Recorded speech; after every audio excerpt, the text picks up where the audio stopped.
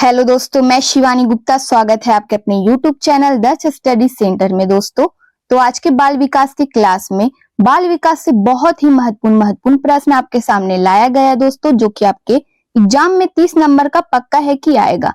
इसीलिए आप वीडियो के अंतिम समय तक अवश्य बने रहे ताकि आपको हर प्रश्न से संपूर्ण जानकारी प्राप्त हो सके। और आपका एग्जाम भी दोस्तों बहुत ही नजदीक आ रहा है, इसीलिए आप हर प्रश्न की ओर बारीकी से ध्यान दें। अतः बिना समय गवाए दोस्तों हम लोग पहले प्रश्न पर ध्यान देंगे दोस्तों, जो कि बहुत ही महत्वपूर्ण है। तो हमारा प्रश्न है दोस्तों, ग्रेडिंग प्रणाली किस प्रकार का मूल्यांकन है? बताइए दोस्तों, ग्रेडिंग प्रणाली किस प्रकार का मूल्यांकन है? ए में है निरपेक्ष मूल्यांकन, बी में है सापेक्ष मूल्यांकन, सी में दोस्तों उपयुक्त दोनों, ए बी दोनों, या फिर डी में दोस्तों उपयुक्त कोई नहीं। बताइए दोस्तों, इनमें से हमारा इसका उत्तर क्या होगा? ग्रेडिंग प्रणाली किस प्रकार का मूल्यांकन है? तो निरपेक्ष मूल्यांकन भी और सापेक्ष मूल्यांकन भी। सी ऑप्शन हमारा इसका उत्तर हो जाएगा दोस्तों, उपयुक्त दोनों। अगले प्रश्न पर ध्यान देंगे दोस्तों, विषय वस्तु की रूपरेखा है। विषय वस्तु की रूपरेखा है पाठचर्या, बी में दोस्तों पाठ्यक्रम, सी में है पाठ, या फिर डी में दोस्तों इकाई। विषय वस्तु की रूपरेखा है, बताइए दोस्तों क्या होगा इसका उत्तर? विषय वस्तु की रूपरेखा है पाठ्यक्रम। बी ऑप्शन हमारा इसका उत्तर हो जाएगा पाठ्यक्रम। अगले प्रश्न पर ध्यान देंगे दोस्तों, कक्षा के वातावरण में मूल्यों, मानकों और विश्वास का प्रसारण है। ए में दोस्तों मुख्य पाठ्यक्रम, बी में है छिपा हुआ पाठ्यक्रम, सी में दोस्तों सामग्री पाठ्यक्रम, डी में उपयुक्त में से कोई नहीं। बताइए दोस्तों, इनमें से हमारा इसका उत्तर क्या होगा? कक्षा के वातावरण में मूल्यों, मानकों और विश्वास का प्रसारण है छिपा हुआ पाठ्यक्रम। बी ऑप्शन हमारा इसका उत्तर हो जाएगा।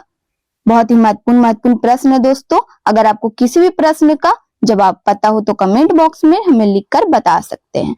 तो हमारा प्रश्न क्या है दोस्तों? अधिगम को प्रभावित करने वाले मनोवैज्ञानिक कारक है। शिक्षक का विषय की प्रकृति, या फिर दोस्तों सी में है छात्रों की जाति, डी में है छात्रों की रुचि। तो इनमें से हमारा इसका उत्तर क्या होगा दोस्तों? बताइए। अधिगम को प्रभावित करने वाले कारक मनोवैज्ञानिक कारक है। बताइए दोस्तों, छात्रों की रुचि। डी ऑप्शन हमारा इसका उत्तर हो जाएगा, छात्रों की रुचि। अधिगम को प्रभावित करने वाले मनोवैज्ञानिक कारक कौन है दोस्तों? तो छात्रों की रुचि।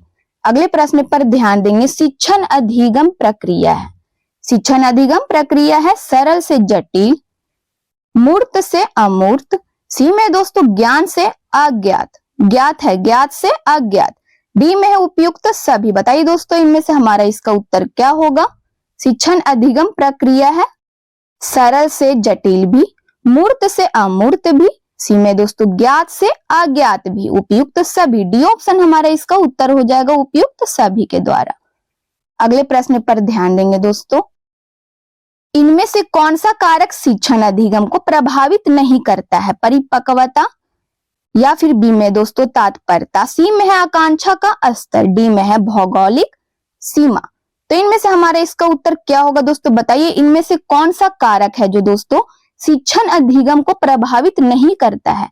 तो इनमें से हमारा इसका उत्तर है दोस्तों भौगोलिक सीमा। डी ऑप्शन हमारा इसका उत्तर हो जाएगा। ठीक है दोस्तों, शिक्षण अधिगम को प्रभावित नहीं करता है, इनमें से क्या होगा दोस्तों? भौगोलिक सीमा। अगला प्रश्न हमारा है दोस्तों, स्मारक है सैद्धांतिक शिक्षण सामग्री, बी में है दृश्य शिक्षण, सी में दोस्तों स्मरण सहायक शिक्षण सामग्री, डी में है उपयुक्त सभी। बताइए दोस्तों, इनमें से हमारा इसका उत्तर क्या होगा?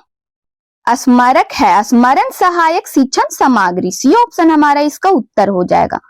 अगले प्रश्न पर ध्यान देंगे दोस्तों, हैंड्स ऑन अधिगम का लाभ है नए कौशलों को सीखने में, बी में दोस्तों प्रकृति से अंतः क्रिया के लिए प्रोत्साहित करना, सी में उपयुक्त दोनों, या फिर डी में दोस्तों उपयुक्त दोनों में से कोई नहीं।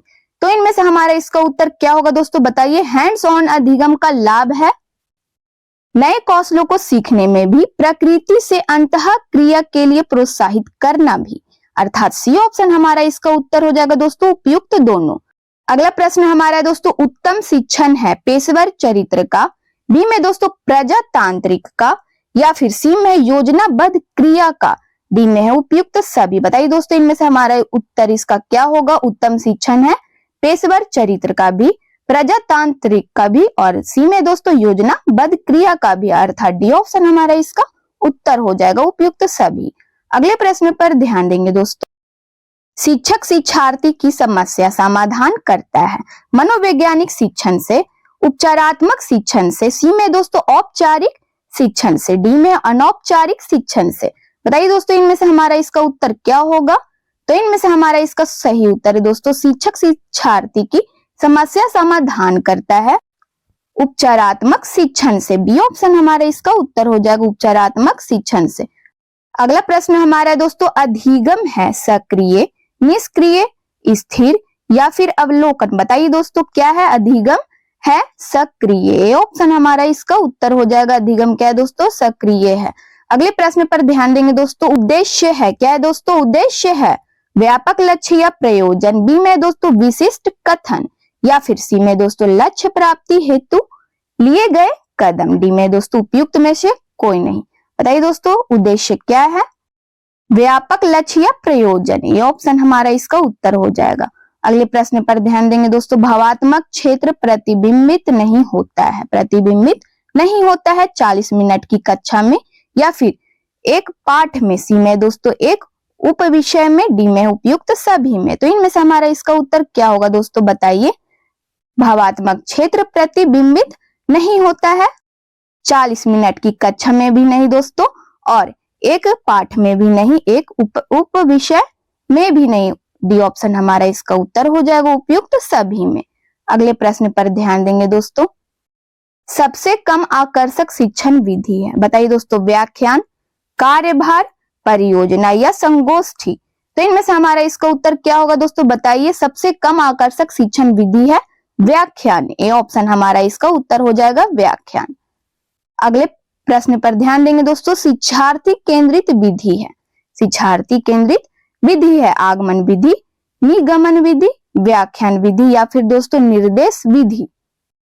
शिक्षार्थी केंद्रित विधि है आगमन विधि। ए ऑप्शन हमारा इसका उत्तर हो जाएगा आगमन विधि। अगला प्रश्न है दोस्तों हमारे में से एक परियोजना विधि के लिए सही नहीं है। ए में दोस्तों शिक्षक केंद्रित, बी में है वास्तविक जीवन में संपादित, सी में है सामाजिक वातावरण में घटित, डी में दोस्तों उद्देश्यपूर्ण क्रिया। ठीक है दोस्तों, तो इनमें से हमारा इसका उत्तर क्या होगा? शिक्षक केंद्रित परियोजना विधि के लिए सही नहीं है। ठीक है दोस्तों, शिक्षक केंद्रित ए ऑप्शन हमारा इसका उत्तर हो जाएगा। अगले प्रश्न पर ध्यान देंगे दोस्तों। पाठ योजना में पुनरावृत्ति होती है मूल्यांकन के पहले, गृह कार्य के पहले या फिर सी में दोस्तों मूल्यांकन के बाद, गृह कार्य के बाद। तो इनमें से हमारा इसका उत्तर क्या होगा दोस्तों? बताइए। मूल्यांकन के पहले ऑप्शन हमारा इसका उत्तर हो जाएगा मूल्यांकन के पहले।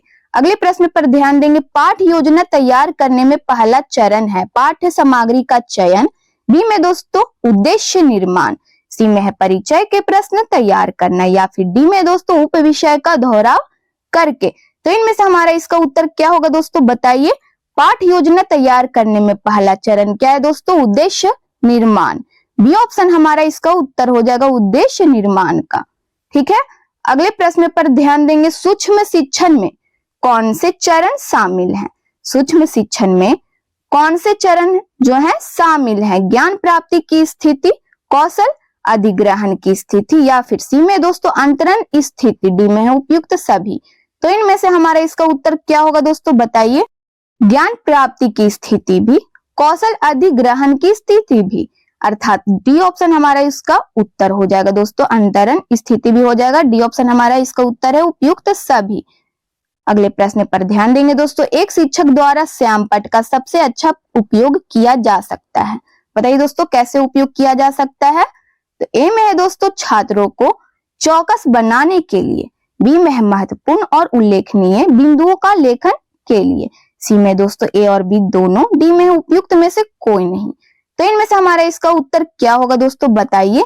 बी ऑप्शन महत्वपूर्ण और उल्लेखनीय बिंदुओं का लेखन के लिए, बी ऑप्शन हमारा इसका उत्तर हो जाएगा।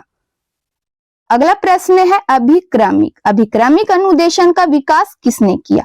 स्किनर है दोस्तों, ए में है स्किनर ने, बी में दोस्तों पैवलव, सी में है फ्रॉइड, डी में दोस्तों उपयुक्त में से कोई नहीं। बताइए दोस्तों इसका उत्तर क्या होगा?